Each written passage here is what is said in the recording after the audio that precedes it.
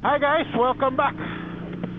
So today is the last week of May. So the last week of May. So happy birthday, Ducati. This is the Ducati's 10th year birthday. Yun nga lang, until now, no plate available pa rin tayo. LTO, baka naman. 10 years na po yung motor natin. Okay, but how does it feel not having a 10-year-old motorcycle? Kasi I've been contemplating a lot, as in, should I upgrade, should I change? I've been looking at a lot of classified ads. Yun nga, remember, I don't know if I posted it before, one of my neighbors who I ride with has a Triumph Scrambler. Hindi niya ginagamit. Tapos binenta niya pa lang at a very good price. But she has always been asking me naman before, oh, how's your Ducati? Do you love your Ducati? But honestly, because I really don't have much against the Ducati. So, nung binenta niya, hindi niya ako naisip na baka gusto ni Ken. Pero nung binenta niya, na medyo doon ko talaga naisip, ano, should I have bought that and change my bike? Kasi I've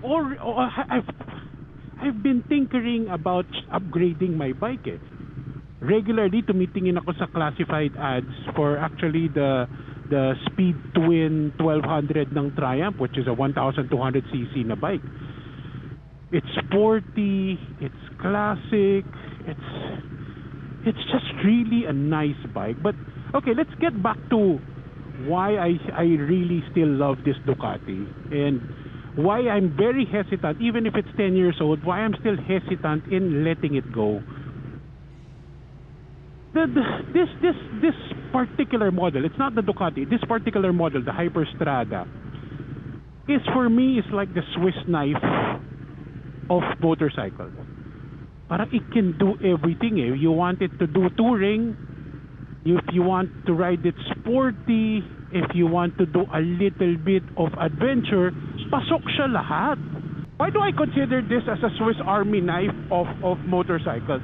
For one, let's dissect. For one, this is started out as a hyper motard, so which is in itself is a crossbreed between a motocross and a sport bike. So that alone will tell you it is something that is capable. It is sort of like an off-road and yet made into something sporty. So doon pa lang alam mo na that it can do both. It can be an adventure with its higher suspension, and then at the same time it can actually also be a sporty bike because of the sport nature of a hyper motard. So yun pa lang alam mo na it's a two-in-one bike. And then for this particular model, the Strada, what they even did was put some touring capability by adding luggages, adding a windscreen, making the pillion rider more comfortable by putting some handles. Kaya talagang it's an all-in-one. Para sa akin, yan na yung what else do you ask for? It can do adventure, it can do sport. The Multistrada for me is something that is the closest one, but the problem with the Multistrada, it's actually on the big side. Itong Hyperstrada is the perfect size. It's perfect for me who's not really that tall. And then considering also that I take it out once in a while to go around the city for city rides, having the Multistrada, the big Multistrada, is going to be too much size for the traffic. Ito perfect yung size kasi mas nakakasingit ka because it's still a small bike by comparison. It's actually a very short bike. Diba? So I can't imagine if there's any other bikes that can perform similarly.